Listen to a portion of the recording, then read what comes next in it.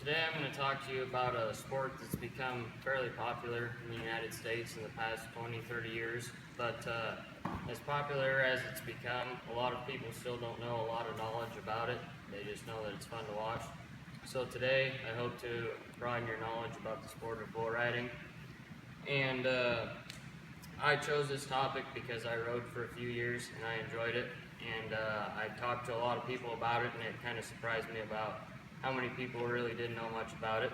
So first we're going to go over the scoring and the rules of the sport. A lot of people don't realize that there are rules, but and they don't realize how everything is scored, so it can be kind of confusing. And then we'll talk about some of the equipment that the riders wear and why they wear that equipment, and even how that equipment was developed. And then we'll talk about the bulls, or the animal athletes. And a lot of people don't know just how intensive it is to breed the bulls and raise the bulls, so we'll cover that.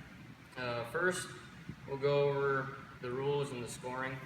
Some of the rules is and this is new about 2 or 3 years ago, according to PBR.com is where I got all these rules and information from. It's now, they had problems with a lot of riders would be sitting in the chute too long and they would get hurt. So now there's a rule that you have to, as soon as you get your hand tied in the chute, you have to be out in under a minute, as long as the bull gives you a fair chance to get out. And then there's also, commonly a lot of people know the free hand rule. You cannot touch yourself or the bull with your free hand during the ride.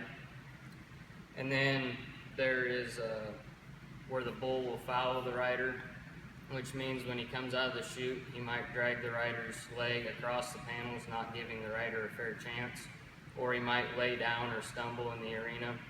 And when this happens, it constitutes for a re-ride, but there are some associations that have another rule to go with that, and it's called declaring yourself, which means if the bull follows you, you have to grab a hold of your rope with your free hand, otherwise you do not get a re-ride. Some associations have that rule and some don't. The PBR does not have that rule, so a lot of people don't know about it. In the scoring, there's actually 2 halves to the score. It's the bull score and the rider score, and each is worth 50 points for a combined total of 100 points possible.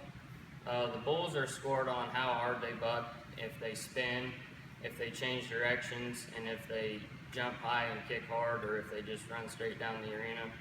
A better bull score would be a bull that kicks real high and jumps, and he'll spin and change directions, and basically the harder it is for the rider to stay on him, the higher the bull score.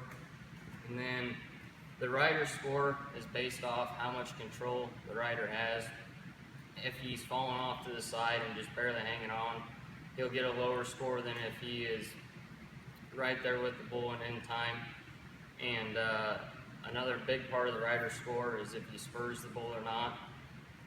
And so now that we know a little bit about the rules and the scoring, we'll move on to some of the equipment that the riders wear. The first piece of equipment is a vest, and it's a protective vest to protect your torso. And these weren't developed until about the 1960s or 1970s, according to RideRight.com. They were developed by Cody Lambert after he saw his friend Lane Frost killed in the arena by a bull. So he decided to make it his goal to make bull riding a safer sport, and now vests are required everywhere. Another piece of equipment is a helmet. These are optional at all levels. Some people wear them just for the added protection. It makes them feel a little safer. Other people don't feel like they need them, and some guys say that they won't wear them because that's not how they did it in the old days, so they won't do it. That's pretty much just personal choice. And then you have your glove, and the glove's a very important piece of equipment. This is what you put your rosin on, and rosin is sticky, and it makes your glove stick to your rope better, and then you can tie your hand in and you have less chance of your hand coming out. And then you have the chaps. which is what we have here. And the chaps, they protect the rider's legs some, but they're more for looks. And as you can see, they have these ends on them here. And when the rider is spurring the bull, the chaps are flying around and they create the illusion of more leg action, and it makes it look like the rider is working a lot harder. So they tend to bring your score up a little bit. And a lot of times they'll have bright colors like this just to add to the effect. And then another important piece of equipment is the spurs. And according to my bull coach, Shorty Brower, the spurs are a very important piece of equipment because they help you keep your legs up on the bull. And the reason the spurs are so important is because if your legs get behind your body, then you'll fall off very easily. And they also can, like I said before, help contribute to your score. And then the last piece of equipment is the rope. And the bull rope goes around right behind the bull's front shoulders. And this is what you tie your hand into. And it's got a handle on it, and you put your hand inside of that, and then you bring the tail around. And you first lay it across the palm of your hand, and then you bring it around behind your wrist and put it back through the palm of your hand. And that, wrapping it like that, combined with the rosin, ties your hand in there, and it'll only come out if you let go.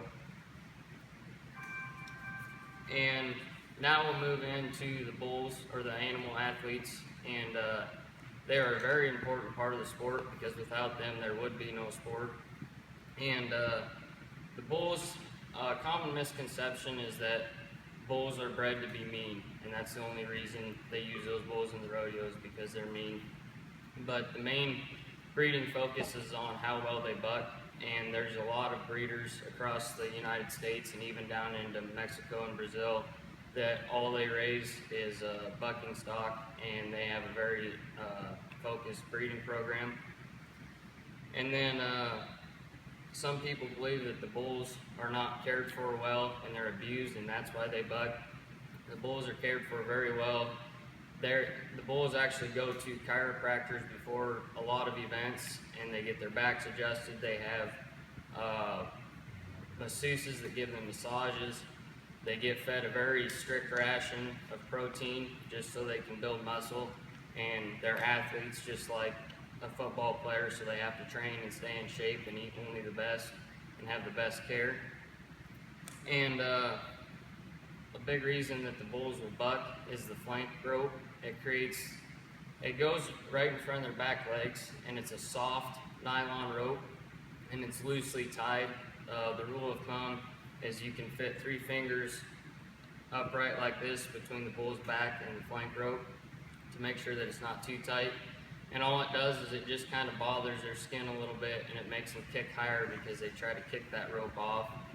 It's not tied tight or anything, and that's why it's made out of soft material, so it doesn't bother them.